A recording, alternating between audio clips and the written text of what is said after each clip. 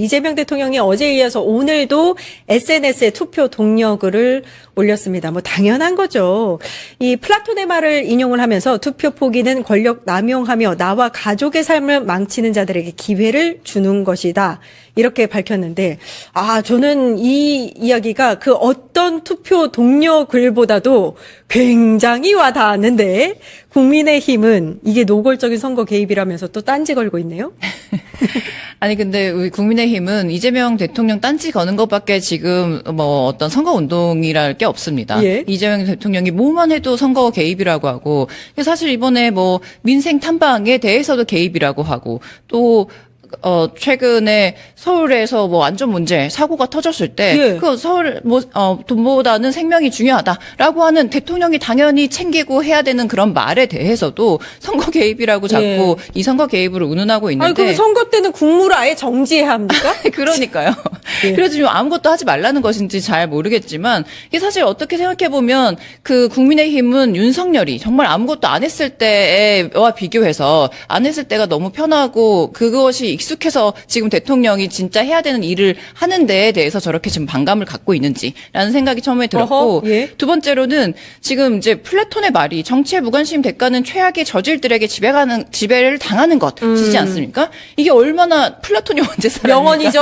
옛날부터 지금까지 내려오는 그런 구구절절한 명언인데, 이걸 가지고도 당연히 해야 되는 그런 선거를 앞두고 해야 되는 그런 말에 대해서도 선거 개입이다라고 말하는 것은, 그러니까 본인들이 최악의 저질들이라는 것에 대해서 좀 찔리고 뭐 그런 어떤 옳은 말을 했을 때 불편함을 지금 이렇게 드러내는 것인가? 아니, 장동혁은 그럼 스스로가 나와 가족의 삶을 망치는 자들이 본인이라고 느낀 건가? 아무도 뭐라고 안 했는데. 저는 장동혁 대표가 이렇게 이재명 대통령을 비판하면 비판할수록 이번 선거가 사실은 많은 사람들이 유권자들이 어느 당을 지지해야 할 때 이재명 대통령을 생각 한 번 더 하게 되는 거거든요. 그럼요? 그렇기 때문에 이번에 이재명 대통령이 되고 대한민국이 얼마나 발전했나? 그렇다면 우리 지자체의 일꾼은 누구를 해야 정말 우리 지역이 발전하겠는가를 냉정하게 생각할 때는 장동혁이 이재명 대통령을 공격하면 할수록 우리 진보 진영에서는 불리할 게 하나도 없습니다.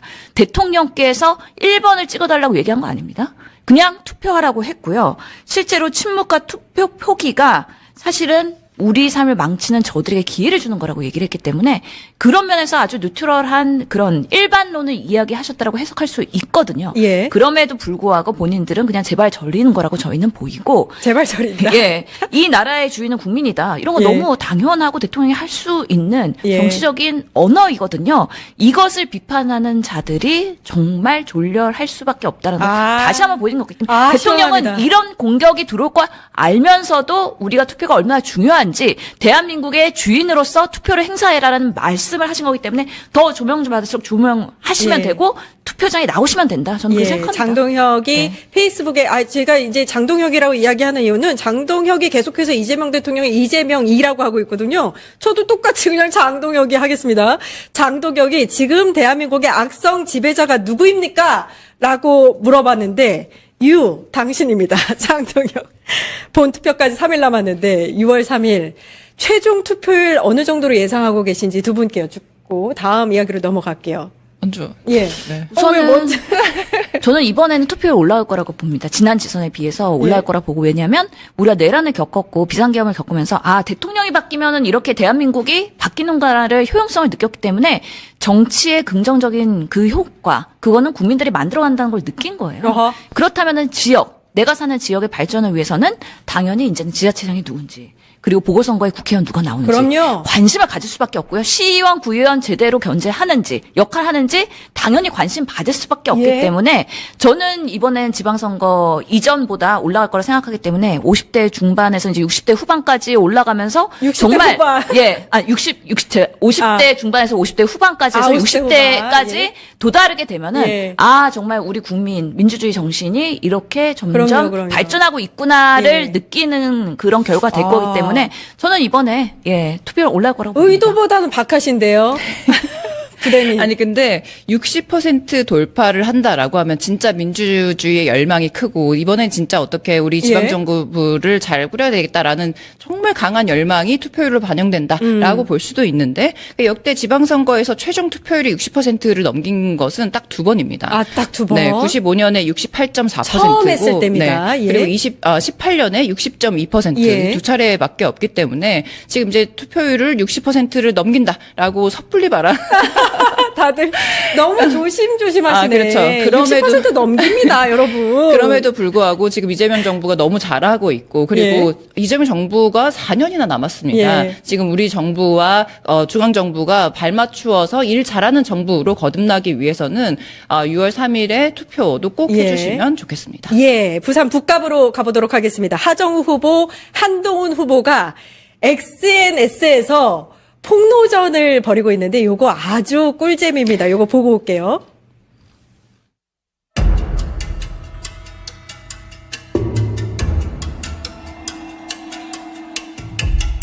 시간을 줘야 해요. 네. 시간을.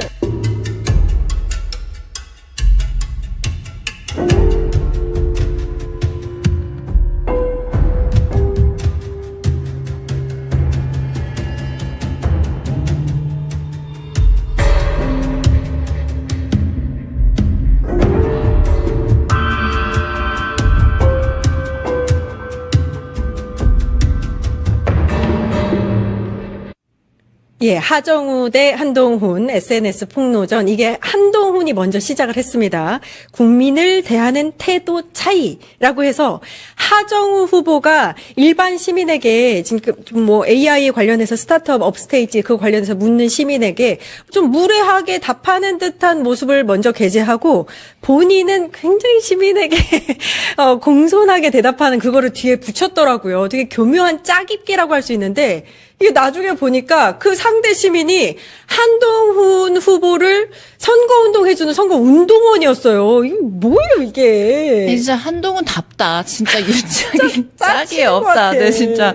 그렇게 볼 수밖에 없는데 이게 지금 어쨌든 국민을 대하는 태도, 나 이렇게 국민을 아무리 나를 욕해도 이렇게 유하게 잘 대한다라는 것을 보여주고 싶어서 이런 영상을 올린 거잖아요. 예. 그러니까 아까 말씀하신 대로 그런데 그 지금 하정우 후보를 공격했던 그 사람은 그 하정우 후보 지금 부산 국갑에서 사람들 그냥 인근 주민들을 치는 그래서 그 사람 폭행 시비가 붙은 그런 정말요? 네, 사람입니다. 그리고 그거를 하정우 후보만 문제 제기를 한 것이 아니고 국민의힘 박민식 후보도 지금 이 사람이 뭐 극성 지지자가 뭐 어린 아이들에게 고함을 질러서 공포에 떨게 어머. 했다는 뭐 그런 제보가 있다라고 하면서 끊임없이 지금 부산 국갑의 주민들로 하여금 공포에 떨게 하는 어떤 무리를 빚고 있는 그런 이야기를 지금 그런 얘기들이 나오고 있는데 그럼에도 불구하고 이 한동훈은 본인의 지지자가 지금 지역에서 이런 행태를 보이고 있고 사람들로 하여금 불쾌함을 주고 있다고 하면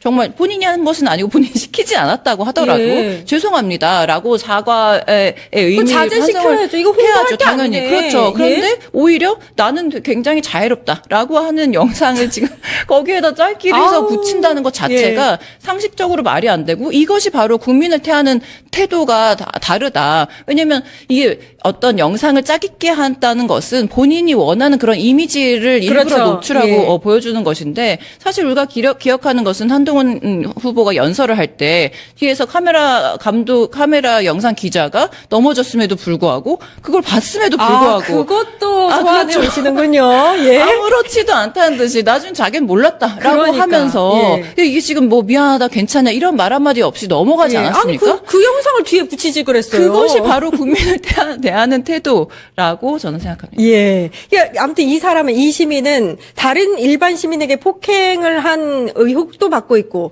한동훈 캠프 인사라는 것도 밝혀져 있는 상황. 예. 참 이게 선거가 막판으로 가니까 지저분해지고. 진짜 지저분해지고 예. 유치해지고. 되고. 절박하니까 그렇거든요. 예. 한동훈 지금 뭐 오름세라고는 하는데 예. 사실 그 여론조사의 신뢰성에 문제가 있는 상황이고 막판까지 본인이 떨어지면은 한동훈의 정치 인생은 엉망이 끝이죠. 되는 것이죠. 예. 이제는 뭐 파국이기 때문에 정말 절박하니까 수단과 방법을 다 사용해가지고 이제 그 팬덤들 이용해가지고 하정우 끌어내리기 작전에 이런 것들이 근데 사실은 보수에서는 소구가 됩니다. 이런 영상이 막 돌고 유포되고 그러면서요. 상당히 가짜 뉴스처럼 바이럴이 되기 때문에 이런 거 되게 경계해야 된다고 저는 보고요. 아, 그래요? 예, 억울함에도 불구하고 이렇게 다가오는 사람들 매우 조심해야 된다 어허. 하고 그래서 사실은 이제는 토론회 때 정정당당하게 맞서는 모습을 보이고 잘했죠, 예. 이제는 본인이 어떻게 대응을 해야 되는지 착한 전략으로 가서는 안 된다는 안 걸 됩니다, 안 느꼈기 됩니다. 때문에 이제 맞대응하면서 SNS 다시 이렇게 서로 경쟁하는 구도로 예. 가고 있는 거거든요. 그렇기 예. 때문에 정말 기세 좋게 대응하는 그런 우리 지지자들이 쫄지 않도록 자신감 있도록 하는 부분에 있어서 부산극박의 모습을 끝까지 하정우 후보가 보여줘야 된다는 생각이 들어서 진짜 한동훈 후보는 정말 저희가 진짜? 20대 국회에서부터 예. 법무부 장관 할 때부터 수단과 방법을 가리지 않고 본인이 불리하면 절대 아이폰 비번도 안 열고 예. 본인 거는 아이폰 매우 비번. 축소를 하고 사실은 정말 진짜 상대방 비열해. 거는 확대 해석하면서 부풀리기를 너무 잘하는 예. 어떻게 보면 나쁜 정치의 온상이거든요. 그거를 지금 막판 여기 현장에서 하고 있는 거죠. 아. 매우 경계해야 된다고 아니, 봅니다. 이게 보수 지지층한테 이게 통하는 거라면 우리 방송을 여러분 여기저기에 많이 좀 알려주세요. 이게 지금 사실이 그게 아니니까요. 속지 않으실 수 있도록 주변에 많이 뿌려주시기 바랍니다. 한동훈은 또 지금 뭐라고 하고 앉아있냐면 부산 북갑에서 당선이 되면 곧바로 반드시 국민의힘으로 돌아가겠다. 이렇게 이야기를 했어요.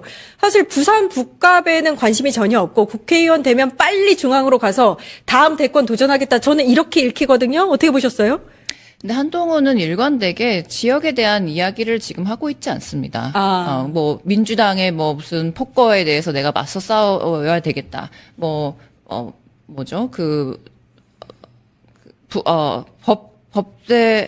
법사위 출신? 법사위? 죄송합니다.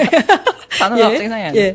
법사위에서 자기가 막 이렇게 민주당 의원들을 혼내는 모습을 보고 싶지 않냐, 뭐 이런 얘기들을 지금까지 상임위 법사위로 예, 벌써 예. 정했어요? 예, 가지도 않았는데? 해오지 않았습니까? 그래서 본인이 진짜 당선이 될 것을 부산 북갑 우리 지역 주민들은 사실 생각지도 않을 수도 있는데 본인이 지금 벌써 국회의원이 됐고 국회의원 돼서 또 벌써 예. 대선 주자가 되고 또 대선 주자가 돼서 벌써 지금 마음은 대통령일 수도 있죠. 이야. 그런 마음을 가지고 예. 그 북구갑에서 선거 운동을 하니 그럼 진짜 주민들을 위해서 지금 말을 하거나 행동을 하는 그런 일이 나오겠습니까? 아하, 예, 써니님이 한동훈 성렬스럽다라고 시원하게 까주셨습니다. 예. 국민의힘이 근데 한동훈을 받아줄까요? 국회의원이 된다고 믿지는 않지만 만약 된다 하더라도. 그러니까요. 지금 그래서 한동훈의 지금 행태는 딱 떡줄 사람은 생각도 안 하는데 김치 국물부터 마시는 그런 양태력 보이는 거죠. 지금 보면은 이 지방선거의 결과에 따라서 국민의힘도 앞으로 전당대회에서 요동을 칠 가능성이 매우 높은데요. 많은 사람들이 예측하기에 장동혁 순수하게 안 물러난다. 이거 쉽지 않다. 보수 대개혁 한동훈을 통해서 가능할 것이냐에 대해서 의견이 분분하거든요. 근데 본인은 벌써 국회의원 보궐선거는 끝났고 이미 원내 지지해갖고 내가 국민의힘에 복당해가지고 당대표를 다시 등극하면서 보수를 완전히 친한계로 만들려는 그런 장대한 브랜드 아이고야, 디자인을 예. 하고 있는 이 한동훈이 부산 북갑 지역의 주민들은 어떻게 생각할지 예. 정말 저는 이광재 후보 보면은요 한남갑에서 90도로 인사하면서 어떻게 하면은 여기에 의료 서비스를 올리고 그러니까 교통망을 정책을 구축하고 예. 그러면서 내가 여기서 평생 어떻게 예. 지역 국회의원으로서 헌신에 다할 건지에 대한 정책 얘기 비전 얘기를 엄청 예, 많이 하고 예. 있거든요. 예, 맞아요. 그런 게 저는 정말 롤모델이라고 생각이 들고 이렇게 한동훈 시끌시끌하고 위드운이라고 많은 사람들이 와가지고 지금 뭐 예. 흑색 선전도 하고 뭐 선거사무소 따로 차리고 시끄러워 죽겠는데 지역 주민한테는 하나도 도움이 안 되는 모습이 아니냐라는 예. 면에서 안타까움이 있다는 말씀드립니다. 부산 북갑이 워낙 지금 치열한 경쟁이라서 제가 찾아봤거든요.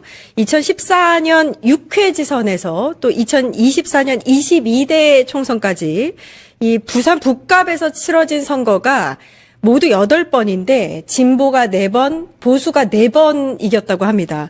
그 중에서도 전재수 후보가 3번을 이제 이겼고 그래서 이제 나머지 이제 보수가 이겼다. 38년간 치러진 10번의 총선에선 보수가 이겼다. 이렇게 볼 수 있는데 사실 전재수 후보의 후광이 필요한 선거다라고도 볼 수 있고 사전투표 같이 했고 문자 보니까 전재수의 뒤를 이을하자고 이렇게 계속해서 하더라고요. 잘하고 있어요. 예. 잘하고 있습니다. 예. 이게 전재수 후보니까 지금 부산의 어려운 지역에서 그렇게 3번이나 당선이 됐다고 볼 수 있는 것인데 지금 하정우 후보의 사실 선거 전략이 당연한 것이고 그리고 지금 전재수 후보가 민주당 표 이상으로 한 평균 13점 몇 % 정도 전재수 후보 본인의 개인적인 표라고 합니다. 그러니까 그것을 절반만 가지고 와도 정말 박빙으로 가져가거나 조금 더 이기는 그런 선거로 우리가 하정우 후보가 끌고 갈 수 있기 때문에 전재수 후보의 그런 유산을 바로 받아야죠.